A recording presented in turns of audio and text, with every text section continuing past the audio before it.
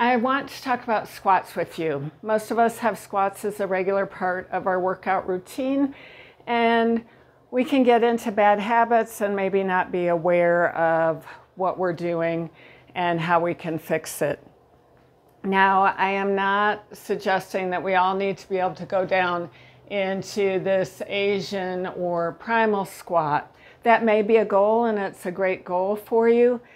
But at the very least, I would encourage you to try and do a deeper squat than what you might be doing, particularly if you're of the generation that learned don't squat below 90 at the knee because it's bad for the knee. We know that's not true. So what's going on with the squat? Lots of stuff. You need ankle mobility, knee mobility, and hip mobility. You also need strength at all of those joints.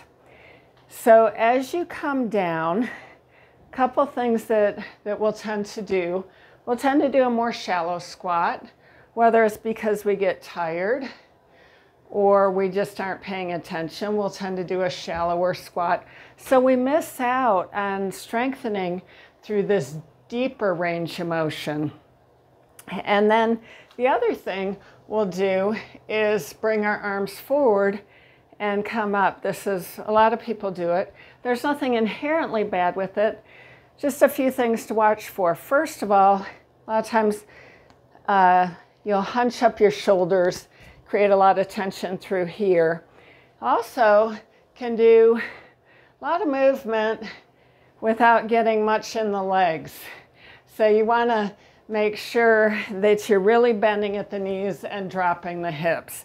Similar to that is this position, goblet squats that people get into, where they have a weight in front of them and they're coming down and not necessarily getting the depth. And the thing that you want to be aware of with that is both of those motions provide a counterbalance to your hips going back. Why would you need that counterbalance? Because when you sit down in a chair, do you bring your arms forward? Typically, no. So for most of us, it's a range of motion thing. And if you look at the ankles, you need flexibility at the ankle with a bent knee. That's the deep calf muscle called the soleus, and you stretch it by having the knee bent, as opposed to this is more for the gastroc, the superficial muscle. So if you're tight there, put your heels up on something like a 2x4 and try squatting from there. This is what I need to do. This gives me a much better squat. And the more I do it, the stronger I'll get. The more I do it, the more flexible I will get. If your tightness is through the glutes and hamstrings, you need to do more of a stretch where you have something to hold on to in front of you and you stretch back and come up, making sure that you're not just flexing forward at the hips, that you're getting a bend at the knees and trying to get the hips down towards the calves and up.